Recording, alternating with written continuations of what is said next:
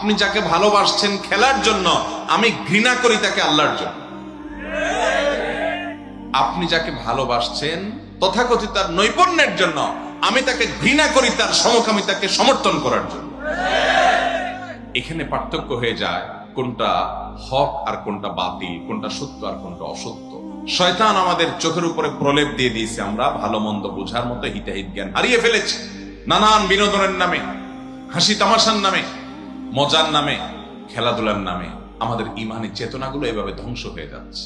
আল্লাহ দ্রোহী, আল্লাহর বিধানের বিরুদ্ধে বিদ্রোহী, অভিশপ্ত কর্মের সমর্থনকারী, কাফের মুশরিক, তারা তাদের নৈপুণ্য করতে পারে তাদের ব্যাপার।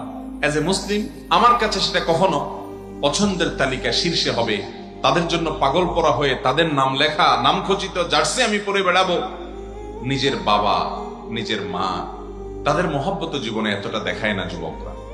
নিজের ভাই বোনের প্রতি এতটা ভালোবাসা দেখাতে পারে না। নিজের শিক্ষকের প্রতি এতটা ভালোবাসা দেখাতে, কোথাকার কোন দেশের খেলোয়াড়, যেই দেশের খেলোয়াড়ের সাথে আমার দেশের, যে দেশের সাথে আমার দেশের কোনো কূটনৈতিক সম্পর্ক নাই, রাজনৈতিক সম্পর্ক নাই, অর্থনৈতিক সম্পর্ক নাই, সে দেশের এম্বাসিও হয়তো আমার দেশে নাই, আমার দেশের এম্বাসিও হয়তো সে দেশে নাই, ধর্মীয় কোনো সম্পর্ক নাই, বরং আরো উল্টাটা আছে। আমি মুসলমান, সে অমুসলমান, আমি তাওহীদে বিশ্বাসী, সে মুশরিক, আমি মুসলমান, সে কাফের, আমি আল্লাহর বিধানে বিশ্বাস করি, সে আল্লাহর বিধানের বিরুদ্ধে যুদ্ধ করে। এরকম মানুষ কোন মুসলমানের সন্তানের কাছে পছন্দনীয় হতে, কিন্তু আজ সেটা খেলার নাম দিয়ে আমাদের কাছে শয়তান গিলাচ্ছে আমাদের, ঠিক না ঠিক? এগুলো ইমানের গুরুত্বপূর্ণ পাঠ ভাইরা আমার। ইমান মানে শুধুমাত্র আশহাদু আল্লা ইলাহা ইল্লাল্লাহ বললেন, ওয়া আশহাদু আন্না মুহাম্মাদুর রাসূলুল্লাহ মুখে বললেন আর ইমানদার হয়ে গেলেন, এত সস্তা জিনিস না। যখনই বলছেন আশহাদু আল্লা ইলাহা ইল্লাল্লাহ, ইবাদতের উপযুক্ত ইলাহ আল্লাহ ছাড়া আর কেউ নাই, আর মুহাম্মদ তিনি আল্লাহর পাঠানো দূত, রাসূল, আল্লাহ তাকে পাঠিয়েছেন, তখন আল্লাহর সকল বিধান, মুহাম্মদ সাল্লাল্লাহু আলাইহি সাল্লামের সকল নির্দেশ নিষেধ, এই সবগুলোকে আপনি মেনে নিয়েছেন, সারেন্ডার করেছেন। এরপর যদি এর বরখেলাফ করেন, এর উল্টাপাল্টা করেন, তাহলে আপনার ইমানের ভিতর ত্রুটি আছে।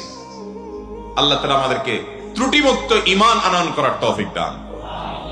আখিরাতে শেষ হাতে হাসতে চাইলে, চূড়ান্ত ভাবে আল্লাহর কাছে সফল হতে হলে 4 শর্তের 1 নম্বর হলো ইমানটা ঠিক থাকতে হবে। ইমানের যে দাবি সেগুলো পূরণ করতে হবে। ইমানের দাবি হলো ভালোবাসা হবে আল্লাহর জন্য, আর শত্রুতা, বিদ্বেষ, অপছন্দ হবে কার জন্য? আল্লাহর জন্য। একজন মানুষ অনেক যোগ্য, অনেক ভালো নৈপুণ্য দেখাতে পারে, অনেক কারিশমা তার মধ্যে আছে, অনেক যোগ্যতা তার মধ্যে আছে, কিন্তু যদি সে আমার রবকে রব হিসাবে না মানে, আমার রবের একত্ববাদকে অস্বীকার করে, তো শুধুমাত্র রবের কারণে আমি তাকে অপছন্দ করব। এটাই হলো ইমানের দাবি। এটা কিসের দাবি ভাই? ইমানের দাবি। এখন ইমানের দাবিগুলো সব ঠুনকো হয়ে গেছে, সব নফসের দাবি পূরণ করার জন্য আমরা ব্যস্ত হয়ে গেছি। দিন পার হয়ে যাবে ভাই, একভাবে দিন পার হয়ে যাবে। আপনি যে মাতলামি করছেন, আপনি যে উন্মাদনার মধ্যে আছেন, আপনি যে পাগলামির মধ্যে আছেন, দেখতে দেখতে এগুলো সবগুলো করতে করতে সময় পার হয়ে যাবে। একটা সময় আসবে যখন আফসোস করবেন, কিন্তু এই সময় ফিরে আর কোনোদিন আসবে। অতএব সময় থাকতে তওবা করব তো ইনশাআল্লাহ। আমাদের আবেগ, আমাদের ভালোবাসা জায়গা মতো ব্যবহার করতে হবে।